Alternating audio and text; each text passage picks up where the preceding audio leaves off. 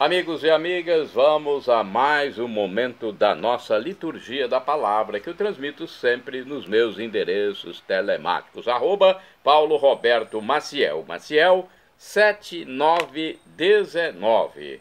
Você vai ao YouTube, Instagram, Facebook, blog, ok? Se você digitar Paulo Roberto Maciel, Maciel também chega lá. Liturgia referente ao dia 16 de agosto de 2024. Sexta-feira. Vamos às informações. É a 19ª semana do tempo comum. Temos aqui o ano B, em que se enfatiza mais o evangelho escrito por São Marcos. A cor dos paramentos litúrgicos é verde, conforme eu já estou aqui simbolizando. É apenas um símbolo para divulgar a cor litúrgica. No rito temos a missa à escolha com o ofício do dia, ou então pode ser memória facultativa com a cor branca, em homenagem a Santo Estevão da Hungria, rei. Foi um grande rei, um rei cristão, que virou santo, hein? Vamos a pesquisa nos sites novaalianca.com.br e revista.arautos.org. Antífona da entrada: levantai-vos, Senhor, vossa aliança, e não esqueças a vida dos seus pobres. Levantai-vos, Senhor, e julgai vossa causa, e não fecheis o ouvido ao clamor dos que vos procuram. É o Salmo 73, versículos 20, 19, 22 e seguinte. Oração da coleta, rezemos. Coloque sua intenção. Deus eterno e todo-poderoso, a quem, inspirados pelo Espírito Santo, ousamos chamar de Pai, fazei crescer em nossos corações o espírito de adoção filial, para merecermos entrar um dia na posse da herança prometida. Por nosso Senhor Jesus Cristo, vosso Filho, que é Deus e convosco vive e reina na unidade do Espírito Santo por todos os séculos dos séculos. Assim seja. Primeira leitura.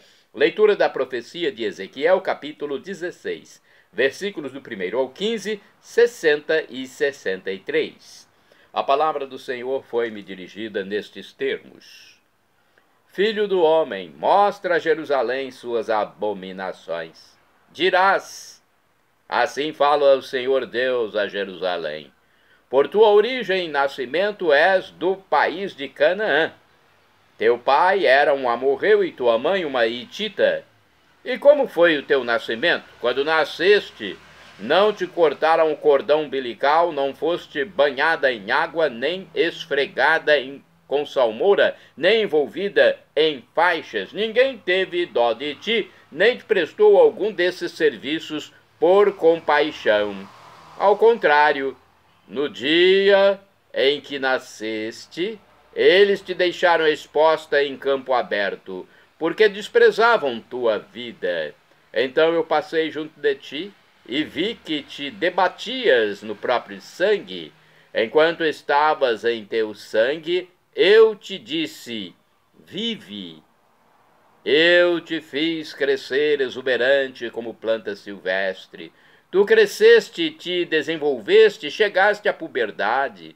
Teus seios se firmaram e os pelos cresceram, mas estavas inteiramente nua. Passando junto de ti, percebi que tinhas chegado à idade do amor. Estendi meu manto sobre ti para cobrir tua nudez. Fiz um juramento estabelecendo uma aliança contigo, oráculo do Senhor, e tu foste minha. Banhei-te na água, limpei-te do sangue e ungi-te com perfume, e te revesti de roupas bordadas. Calcei-te com sandálias de fino couro, cingi-te de linho e te cobri de seda. Eu te enfeitei de joias, pus braceletes em teus braços e um colar no pescoço. Eu te pus um anel no nariz, brincos nas orelhas e uma coroa magnífica na cabeça. Estavas enfeitada de ouro e prata, tuas vestimentas eram de linho finíssimo, de seda e de bordados. Eu te nutria com flor de farinha, mel e óleo. Ficaste cada vez mais bela e chegaste à realeza. Tua fama se espalhou entre as nações por causa de tua beleza perfeita, devido ao esplendor com que te cobri, oráculo do Senhor. Mas puseste tua confiança na beleza e te prostituíste graças à tua fama. E sem pudor te oferecias a qualquer passante.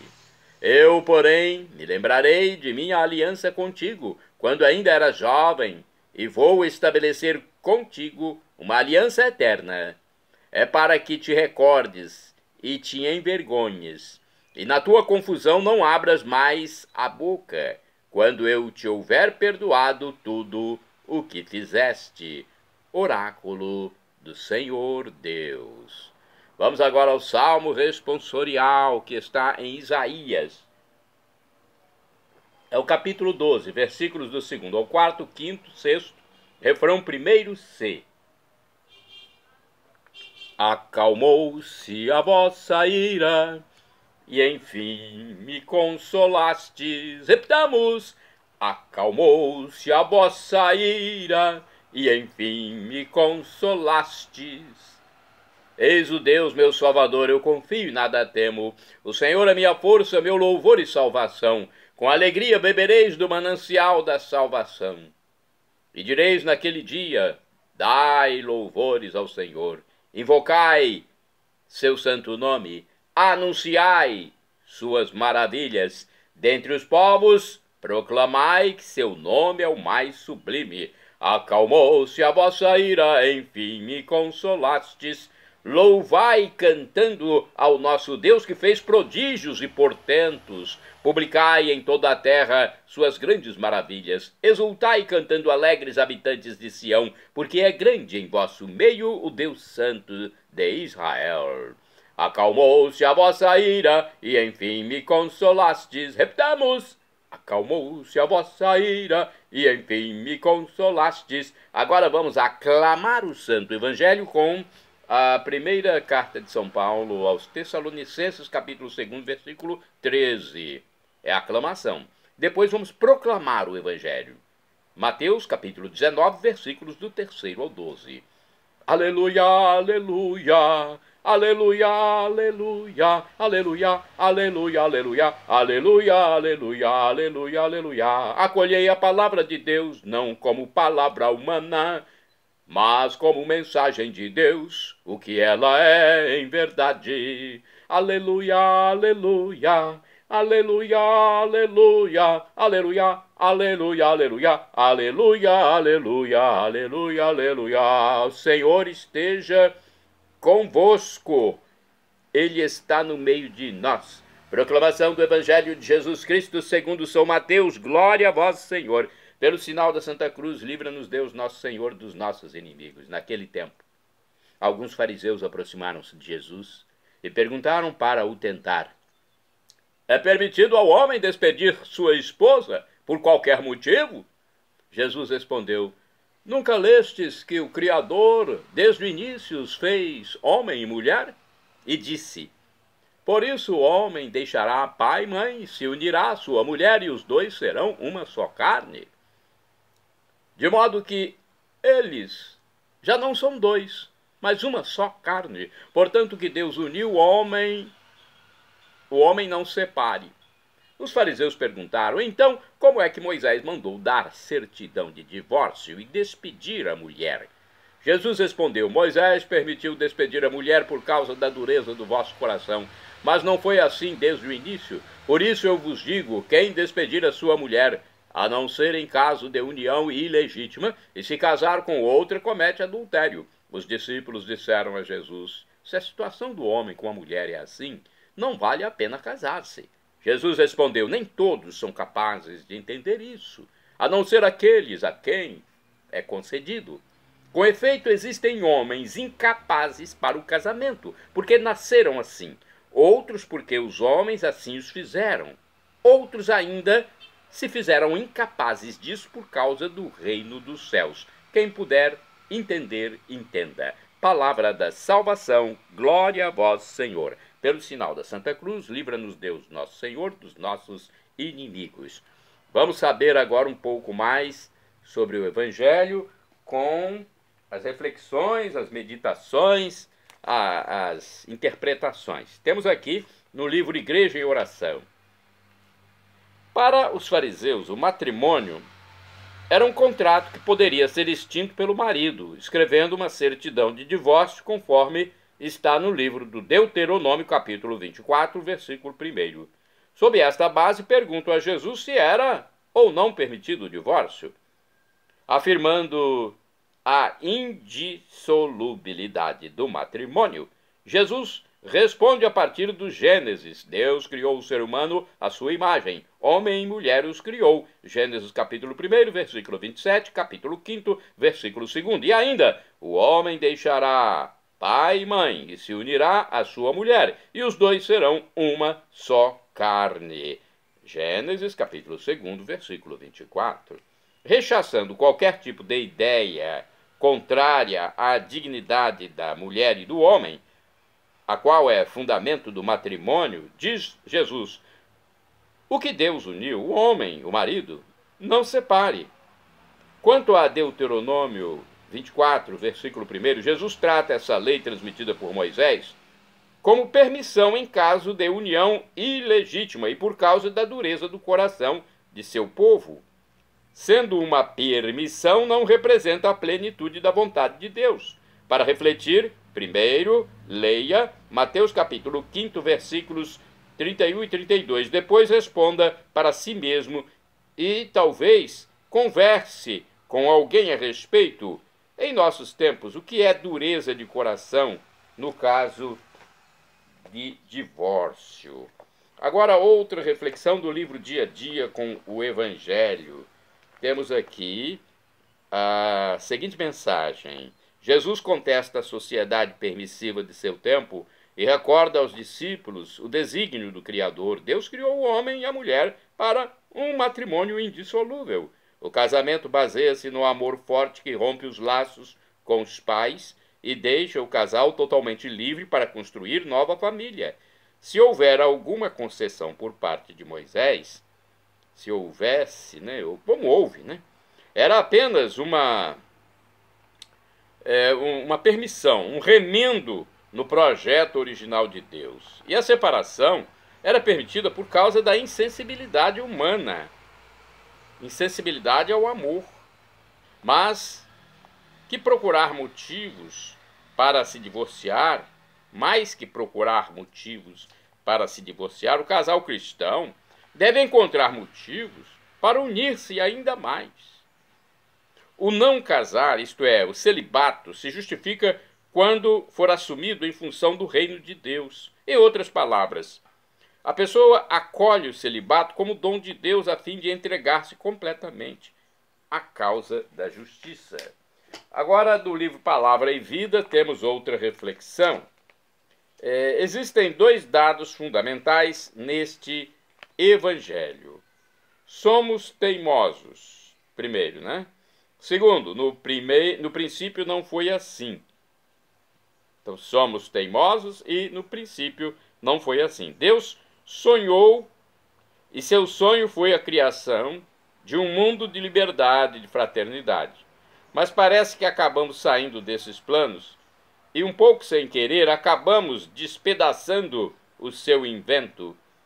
Não é preciso, senão, abrir os olhos e procurar ver um pouco da história para nos apercebermos de que este mundo não está exatamente como Deus o sonhou. Certamente, nem tudo é negativo. Todavia, precisamos renunciar à nossa teimosia e voltar a sonhar o sonho de Deus. Agora vamos à reflexão de Antônio Carlos Santini, que costuma ser mais aprofundada.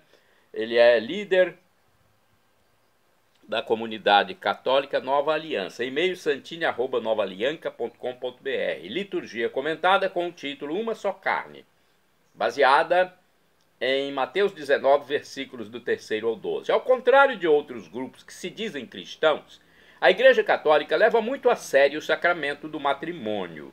Não aceita que seja reduzido a mero contrato no cartório ou a algum pacto de solidariedade que dure até que uma das partes envolvidas se declare enfastiada, cansada, exausta daquele enlace. Não pode ser assim. A Igreja sabe que não é dona dos sacramentos, mas apenas os administra em nome de Deus. Já no tempo de Cristo, a dureza do coração impedia que se considerasse o aspecto sagrado e indissolúvel do casamento, levada a buscar soluções mais fáceis, mais práticas, pragmáticas. Para a Igreja, a fidelidade no casamento é um sinal de que os cônjuges estão oferecendo ao mundo, sinalizando que Deus permanece fiel ao seu povo. A aliança é para sempre. A Igreja leva a sério o princípio de Cristo. O que Deus uniu, o homem não separe. Mateus 19, versículo 6. Feitos uma só carne, isto é, uma só natureza, os cônjuges terão toda a vida para construir esse incomparável sinal da aliança. 40 anos depois poderão viver o que escrevi para Isabel, minha esposa, diz Santini, em nossas bodas de esmeralda. Vamos ver o que ele diz para a esposa? Em 4 décadas de casamento, eu não tenho esmeraldas para o teu dedo, apenas guardo em mim o teu segredo, como aroma de rosas pelo vento. O tempo não roubou o nosso alento. Nossa esperança não cedeu ao medo. Nunca é tarde para amar, é sempre cedo para iluminar no amor cada momento. Prendo-te as mãos e não mudaram nada, desde o tempo em que eras namorada, naquele antigo banco do jardim. Prendo-te as mãos e não vou mais soltá-las, pois faz 40 anos tu me falas que Deus fez tuas mãos só para mim. Olha aí, Foyer de Charité, Mendes, Rio de Janeiro, 28/12/2024. Orai sem cessar, irmãos e irmãs. Desposar-te-ei para sempre. Oséias, capítulo 2, versículo 21. Vamos agora aos santos do dia, porque os santos são importantes. Eles seguiram o que Jesus mandou, eles amaram como Jesus amou, ou pelo menos procuraram ser semelhantes a Jesus. Por isso são canonizados. É uma grande responsabilidade a canonização. Dia 16 de agosto é dia de Santo Estevão da Hungria, rei, que faleceu em 1038 na Hungria. Marido da beata Gisela e pai de Santo Emerico, empenhou-se na evangelização do seu reino. Governou com justiça e paz, procurando sempre a unidade. Fundou numerosos mosteiros que logo se tornaram grandes centros missionários. Conforme o site da comunidade católica Canção Nova, Estevão nasceu por volta de 969 na região de Panônia, atual Hungria, área onde as tribos magiares, povos dominados pela Alemanha e França, se instalaram e conheceram o cristianismo. Este contato proporcionou que inúmeras pessoas fossem aos poucos se convertendo e abraçando a religião católica. Filho primogênito do duque Geza, com uma princesa cristã, foi criado no seguimento de Cristo. Ao completar 10 anos de idade, foi batizado na cerimônia que teve a felicidade de ver seu pai convertido, recebendo o mesmo sacramento. Em 997, tornou-se rei, após a morte de seu pai, que sonhava em unir seu povo em uma única nação cristã, mas não conseguiu. Estevão resolveu seguir o legado de seu pai, sendo um excelente estadista, unificou tribos até então hostis entre si, fundando o povo húngaro. Ele consolidou o cristianismo como única religião deste povo, permitindo à igreja maior estruturação. Casou-se com a princesa Gisela, irmã do imperador da Baviera, Henrique II. O seu orientador espiritual e conselheiro, o bispo de Praga, Adalberto, confiou aos monges beneditinos de Cluny a missão de ensinar ao povo a doutrina cristã. Conseguiu do Papa Silvestre II a fundação de uma hierarquia autônoma para a Igreja húngara. Para tanto, enviou a Roma o monge Astric, que o Papa consagrou bispo, com a função de consagrar outros bispos húngaros. Desta forma, criou 10 dioceses, cuidou da fundação e da consolidação de muitas abadias, inspirando-se na reforma de Cluny. Fundou hospitais, asilos e creches para a população pobre, atendendo especialmente os abandonados e marginalizados. Humilde, fazia questão de tratar pessoalmente dos doentes, tendo adquirido o dom da cura. Corajoso e diplomático, soube consolidar as relações com os países vizinhos, mesmo mantendo vínculos com o imperador de Bizâncio, adquirindo também o dom da sabedoria. Assim, transformou a nação próspera e o povo húngaro num dos mais fervorosos seguidores da Igreja Católica. Santo Estevão é exemplo do que podem fazer todas as pessoas influentes na sociedade. A influência é dom de Deus e há de orientar-se sempre para o bem. O apostolado cristão é dever de todos os que foram dotados da riqueza, poder e autoridade. Muito hábil em política, o rei Estevão I faleceu em 1038. Devido a seus grandes feitos, passou a ser venerado pelo povo húngaro, que fez do seu túmulo local de intensa peregrinação de fiéis, que iam agradecer ou pedir sua intercessão para graças e milagres. 50 anos mais tarde, após os seus feitos de santidade percorrerem toda a Europa, foi incluído no Livro dos Santos, em 1083, pelo Papa Gregório VII. Santo do dia 16 de agosto, São Teodoro, bispo do século IV.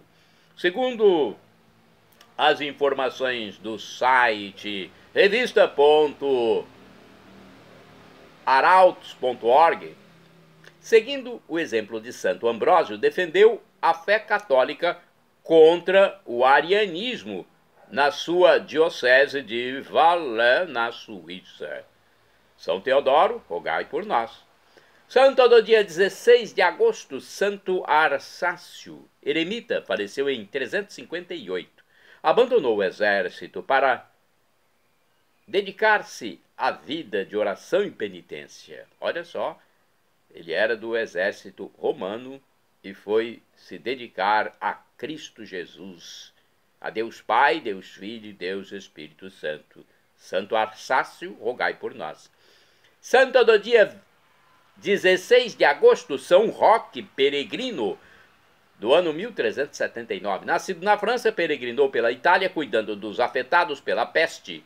De origem nobre, despojou-se de suas riquezas para atender os afligidos pela peste.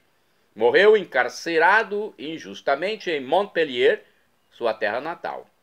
Conforme o padre Evaldo César de Souza, da Congregação do Santíssimo Redentor, ou seja, ele é missionário redentorista, Roque nasceu no ano de 1295 na França, numa família rica da nobreza da região. Ficou órfão na adolescência e vendeu toda a herança, distribuindo o que arrecadou entre os pobres. Depois disto, viveu como peregrino andante.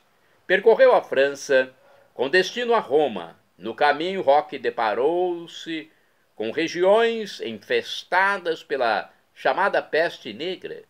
Era comum ver à beira das estradas pequenos povoados só de doentes que foram isolados do convívio das cidades para evitar o contágio do restante da população ainda sã.